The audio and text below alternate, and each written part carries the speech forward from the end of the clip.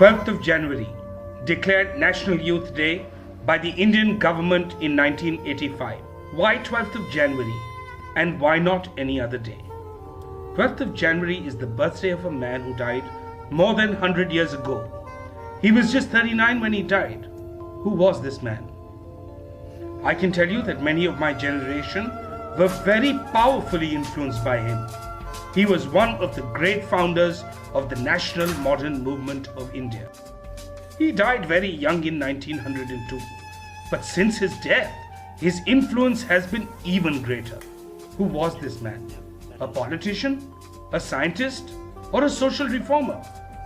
In 1892, an unknown monk, a disciple of Ramakrishna Paramhans, sat in thought at Kanyakumari. He had travelled all over India for 4 years. His heart bled over the poverty and misery of the masses. In his own words, he could not restrain his tears on seeing what he had seen. He hit upon a plan to spread the message of India to the world and raise the suffering millions of his country to their past glory. On 11th of September 1893, at the World Parliament of Religions in Chicago, this monk from a slave country stood to address the world. When he opened his lecture with the words, and brothers of the nation. When he pronounced the idea, we believe not only in universal tolerance, but we accept all religions as true. The vision for the next century was laid. He became an instant rage.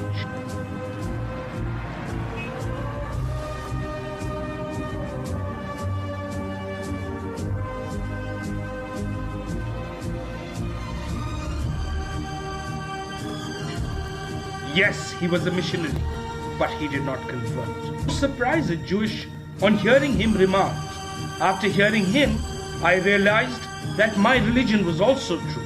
Vivekananda's words and presence brought Asia to the West decisively. After lecturing for years in USA and UK, Vivekananda returned to India. He had to arise and awake a nation which felt like a slave under the shadows of the British and the West. I discard the idea that India was ever passive. The great proof of this activity is that our most ancient and magnanimous race still lives. Her might no one can overcome.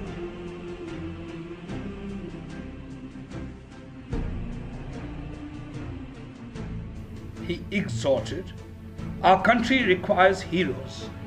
Be heroes. Stand firm like a rock. What India wants is a new electric fire to stir up a fresh vigor in the national veins. Be brave, be brave. Man dies but once.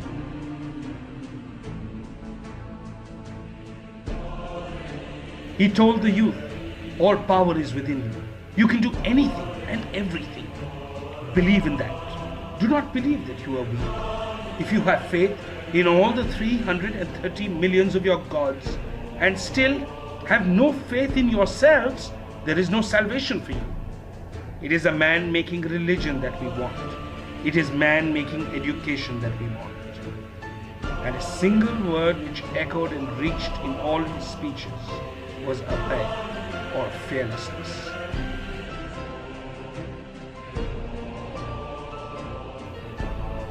Astrology and all these mystical things are generally signs of a weak mind.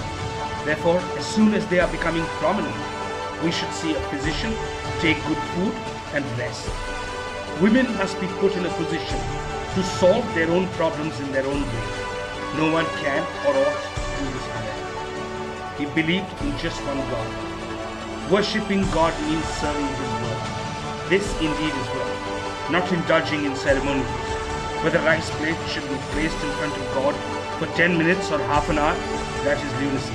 And all this while the living God is dying for want of food, for want of education. Vivekananda, after tirelessly lecturing for 11 years, died in 1902 at the age of 39. The great Jagdish Chandra Bose said on his death, can we realize what that work has been? How one man did all this? When one is tired, it is best that he should sleep, but his deeds and teachings will walk the earth and waken and strengthen. Who was Vivekananda? A saint? A patriot? A humanitarian? Is he relevant today? Find out for yourself.